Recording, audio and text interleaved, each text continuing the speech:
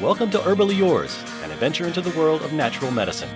Here is your host, Dr. Ellen Kamhi, the natural nurse who will help you take the leap to ultimate wellness. Greetings, and thank you for joining me, Ellen Kamhi, the natural nurse, for another edition of Herbally Yours, right here on the voice of Nassau Community College 90.3 WHPC. Herbally Yours brings you the latest information about the many facets in the world of natural living. My guest today is Claire Bellerjeau. Claire serves as the historian and director of education at Raynham Hall Museum in Oyster Bay, New York. And she has been researching the Townsend family and their slaves for over 16 years, including curating a year-long exhibit on the Townsend Slave Bible back in 2005. During a research visit to the New York Historical Society, Claire discovered what may be one of the earliest poems ever written by Jupiter Hammon, America's first published African-American writer. She has spoken internationally and published several articles in scholarly journals about the life and artifacts of colonial New York. Today, we will be taking a deep dive into her brand new book called Espionage and Enslavement in the Revolution, the true story of Robert Townsend and Elizabeth. So thank you so much for joining us today, Claire. Thank you for having me on your show. I really appreciate it. Now, a lot of those topics may be of surprise. I would say, we're not just a local show anymore because there's no such thing as local. So we have listeners literally all over the world. But for those of us who are local, like I am an Oyster Bay resident, they may be surprised to hear a lot about slaves in our northern area. Well, it's true. Most people just believe, maybe it's what they're taught in school, that slavery only happened in the South and that it is something associated with the Civil War. But in truth, there was a lot of northern slavery. All of the 13 colonies had legal slavery. And New York had legal slavery, believe it or not, for 201 years until 1827. And of the northern colonies, that's to say the colonies above Maryland, New York had by far the most slavery. In 1770, if you'd have added up all the slavery of all the New England colonies, New York still had more than all of them combined. Yeah. That's just amazing. I'm sure that's a surprise to, a lot of people. Yeah. Until I began this research, I didn't know that either. So. Yeah, that is very surprising to me.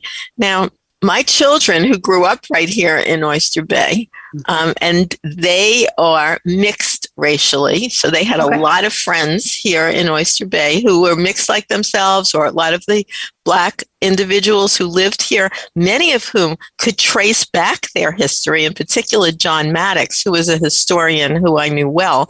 Yes, Maddox name really rings a bell with me in my research. Yeah, right. His family has been here literally hundreds of years, and he documented it. So I have to talk to you about trying to find John's work, because it wasn't online. It was actually newspapers that he printed himself. So, and he talked to us. That was the first that I heard of that long time history. It's so long, in fact, Ellen, that the first slave freed anywhere on Long Island that we have a record of didn't just come from the town of Oyster Bay, didn't just come from the hamlet of Oyster Bay, but this person who was freed in 1685, whose name was Tom Gall, actually labored on the land where Raynham Hall now stands. Oh, wow. That is interesting. Isn't that amazing? Well, let's talk a little bit about Raynham Hall, because you are the historian and director of education, and I would say the curator, right, of Raynham Hall. Well, curator has to do with who's going to do a particular exhibit, so that kind of changes. But I'm not the collections person, but I am the historian. Well, it is really newly renovated for those people who are local. And when I came the other day, first of all, that same day, you were featured on the front page of Newsday Lifestyle section. Yeah, that was a really great article. And what an amazing day, because you were also featured giving lecture after lecture and presentation, which you did focus a lot on Elizabeth, who's also featured in the exhibit.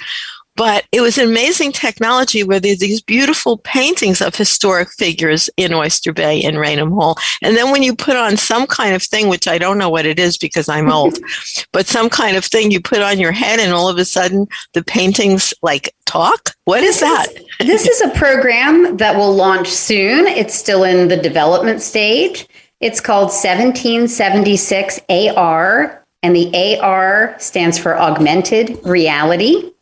So this is an app that you would put on your phone, and when you hold it up in various places in the museum with headphones, you would hear and see a person perhaps, or a place. You would see something through the lens of your phone that in real life is not there. So Samuel Townsend might talk to you, or Robert Townsend might say something, or you might see an image of a map that suddenly comes to life and zooms out, and it's like you're standing way above the town looking down.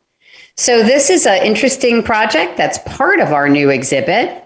And we actually added a whole new building. So we have a whole new education center with a interactive touchscreen with some beautiful dioramas to really give you a sense of what our town looked like in 1779, and even a diorama of the Battle of Long Island, as well as interactive displays that help you understand the slavery that took place here. Well, it was just fabulous.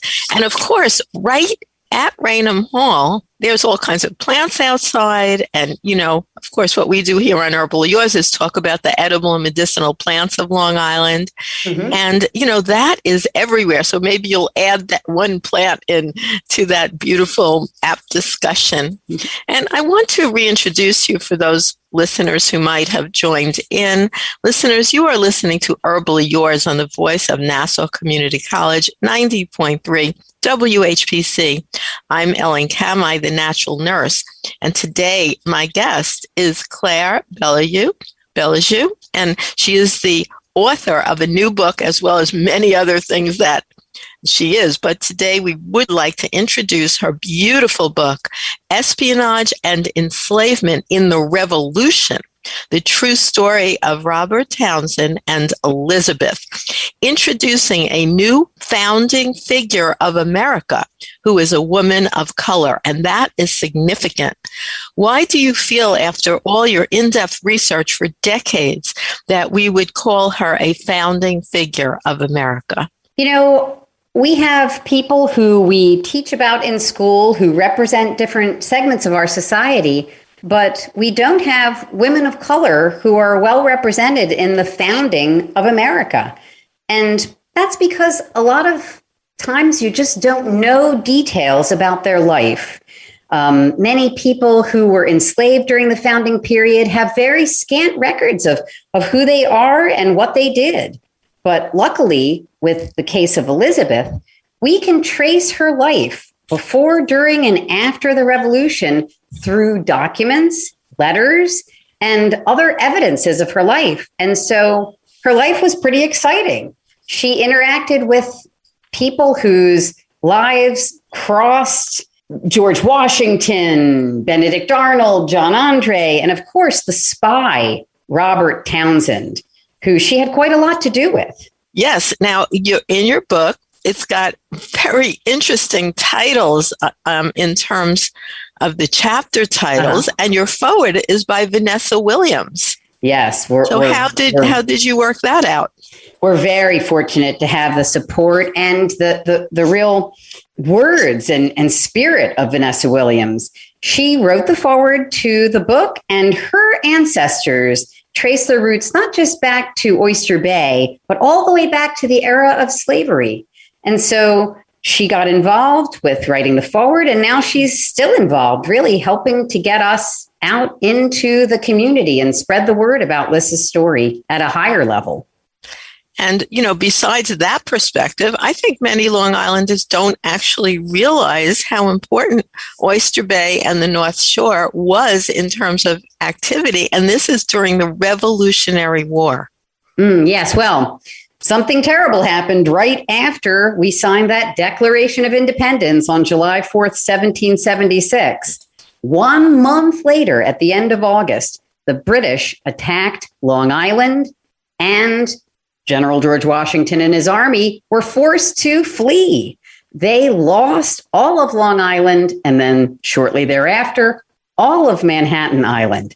Now, Ellen, the war went on for 7 more years after that. How many years do you think went by before we got Long Island back from the British? Pick a number between 1 and 7. 7?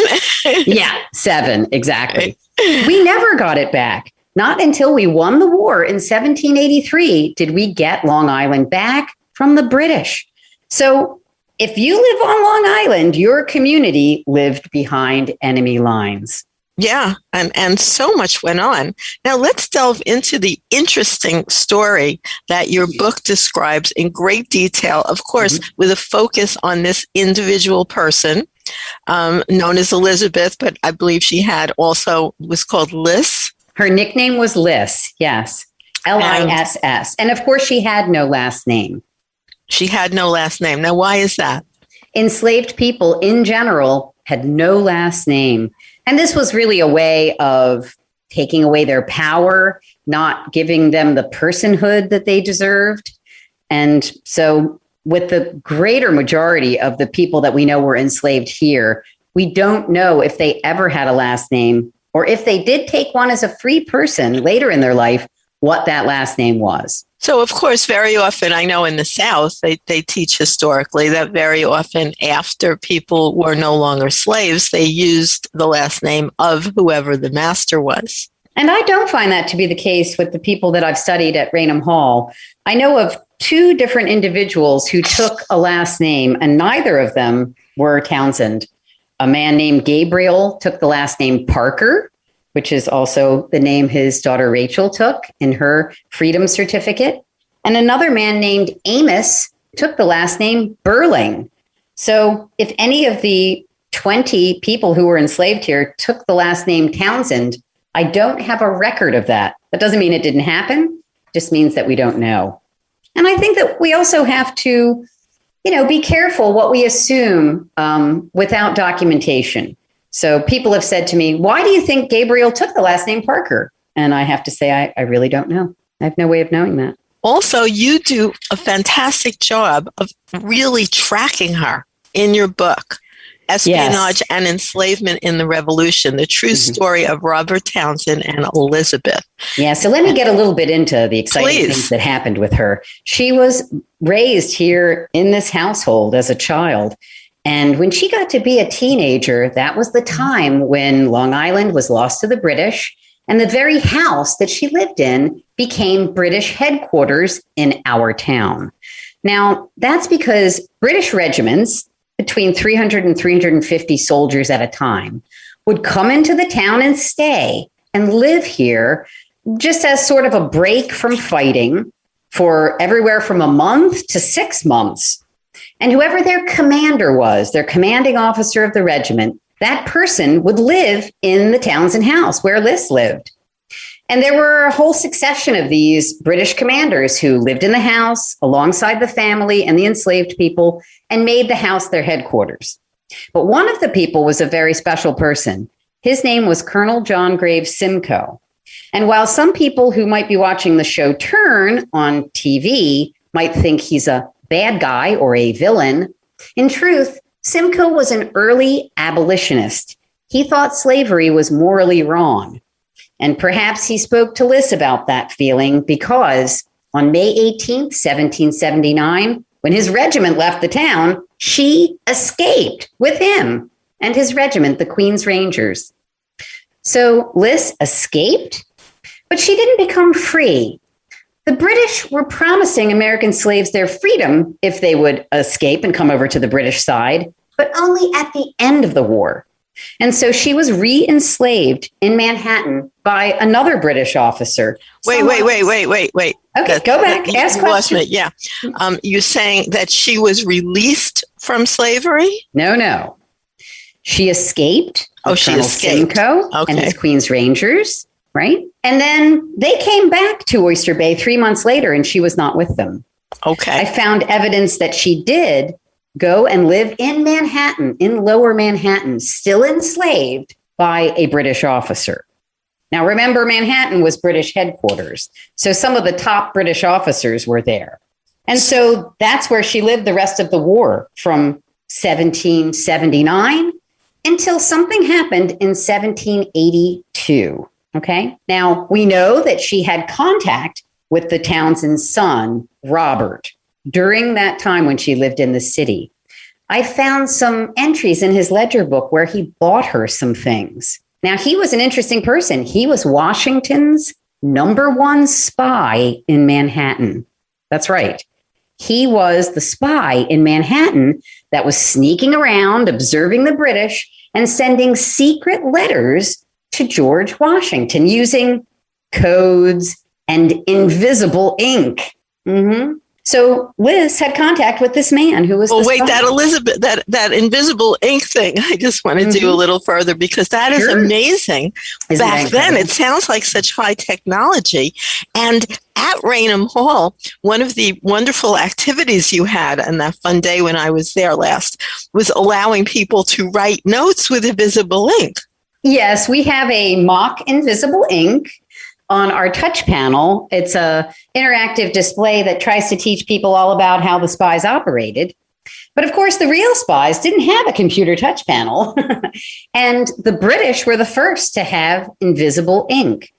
There was a spy who was the head spy on the British side, a spy who visited Raynham Hall, who was a friend to that Colonel Simcoe, whose name was Major John Andre. He's the spy that colluded with Benedict Arnold, America's most infamous traitor. Now, John Andre had two kinds of invisible ink. One kind he would write between the lines of another letter. And then to indicate the kind he had used, he would put a little letter in the margin, the letter F. F is for fire, he said. So if you got a letter from him with a little F on the margin, you would take it over to the fireplace and heat up the paper, the page itself. When it got hot enough, bing, all of his invisible writing would reappear. Wait, so you're saying we don't have that technology now? Like you couldn't use the same thing? You might be able to use something like what he used. He also had a way of using invisible ink that would become visible with lemon juice. I know people experiment with that today too. But the point is that the Americans couldn't use either of those techniques, the kind that you would heat and the kind that you would put acid on, because the British knew about that. They needed an invisible ink that the British didn't know about. And that's where John Jay comes into the picture. Remember John Jay, first Chief Justice, and John Jay College in New York City? John Jay's brother, Sir James Jay, was a chemist and a physician, and he used some sort of medical chemicals to make a brand new invisible ink that the British didn't know about. And it had two liquid parts. Part one, they called the stain, like a stain on your clothing, the stain. If you would write in stain between the lines of your regular letter, it would completely vanish as long as the paper was good quality white paper. Now, on the other side, if you received one of these letters, you had to have another chemical, which they called the counterpart. Once you put the counterpart on, the writing would reappear, but nothing else would make it reappear, just that other chemical. And believe it or not, he never wrote down the recipe. He would not divulge how it was made. So we know that the ingredients came from hospitals, but we don't know what the ingredients were. Pretty crazy, right? Oh, it's amazing. And so it's great that you chose this individual to focus your book on, because certainly those actions taken by slaves were not usually written down and admired in any way or put in a historic context. Now, as far as Liz being a member of the spy ring, This is where I cannot actually prove it. And that's because spies are being sneaky. They are not going to write down exactly what they're doing. But after Liss came to live in Manhattan and was re-enslaved. Now, how did we know that? Because you picked up a paper trail, right? Well, here's the scenario I like to present to the readers. And I always tell them up front that this can't be proven, but it makes good sense. Elizabeth escaped. Robert became the lead spy in Manhattan and needed to establish his intelligence network. Liss then lived in Manhattan. And then right after that, there was one Culper spy letter. The Culper spies were called this because Robert was called Culper Jr., and the spy way out in Setauket in Suffolk County was called Culper Sr. Well, the Culper Sr. spy mentioned a woman who was helping the spy network. He only refers to her by a number. They had a code system, and this number, 355, was code for the word lady. He said that this lady would help the spies outwit the British, that she would outwit them all. The timing of when he writes this letter is the same time when Robert became the lead spy in Manhattan and Elizabeth came to live in Manhattan. And so many historians and individuals have come up with theories. Who would 355 be? I don't think anyone could ever solve that riddle, but I would like Liss to be at the top of the list of possibilities, because being enslaved was a little bit like being invisible. You weren't considered a real person. You were considered property. And because you had to do the work for everyone, you were moving in and out of rooms. You were exposed to situations, and people just didn't even notice you were there in ways. So Liss might have had a way to outwit the British by being an enslaved person. Well, even the names of your chapters in your book are amazing. And the book is Espionage and Enslavement in the Revolution, the true story of Robert Townsend and Elizabeth. And you're saying there's a TV show that's on now called Turn. Yes. Which is good because it's you're saying that it's maybe not that accurate, but at least it's bringing people, this time period into people's consciousness. Absolutely. It's introducing them to the idea of the Culper spy ring. There are some pretty significant inaccuracies in the way in which it's told. For instance, they portray Colonel Simcoe as a villain, and they portray Robert as a Quaker, which he was not.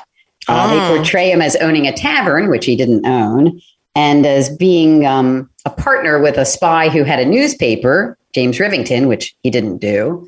And so wait a minute, isn't that aggravating to you? It's a little on the aggravating side. I mean, you're a true historian, and they are grabbing this period of history and fictionalizing it. Why wouldn't they, at least speak to a historian so it had some kind of accuracy?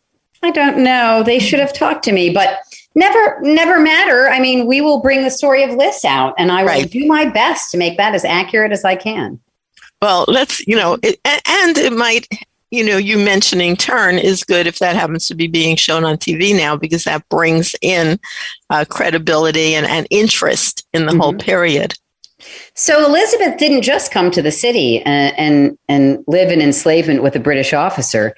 She actually came to Robert at the end of the war and said to him, "My British master is evacuating America, and I don't want to go with him. Will you buy me back?" Okay, isn't that a fascinating idea? Now, Robert, meanwhile, had begun to lean on the abolitionist side of his belief system. He would later join an anti-slavery group in New York. So he did not want to own a slave, but he did want to help Liss.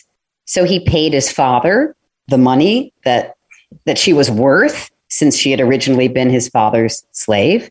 He took her in. She was 3 months pregnant at that time.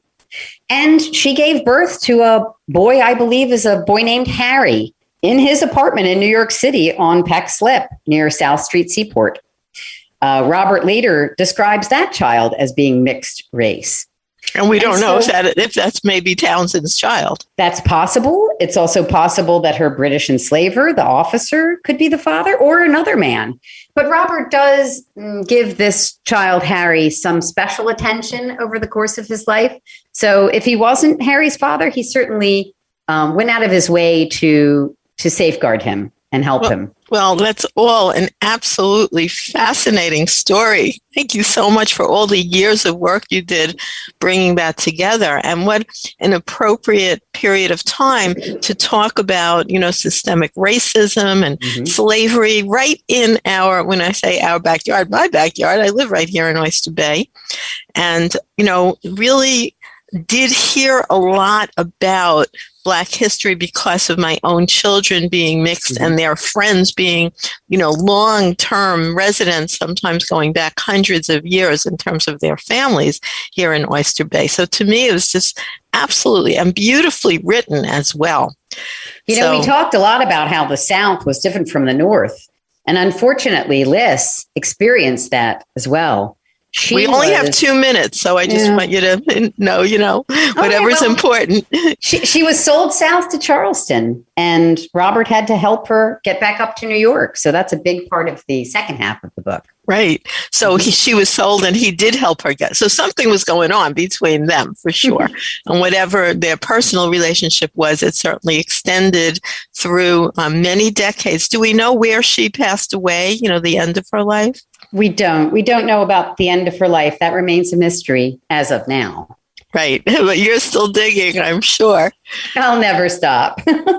Well, thank you so much for all the work you do, for bringing clarity to, so many different incidences here on the North Shore of Long Island, and in particular, of course, in Oyster Bay, but also making it available through putting the time into writing. And you've written many books, not only this book. This is my first. Oh, this is your first book. Mm-hmm. Yeah.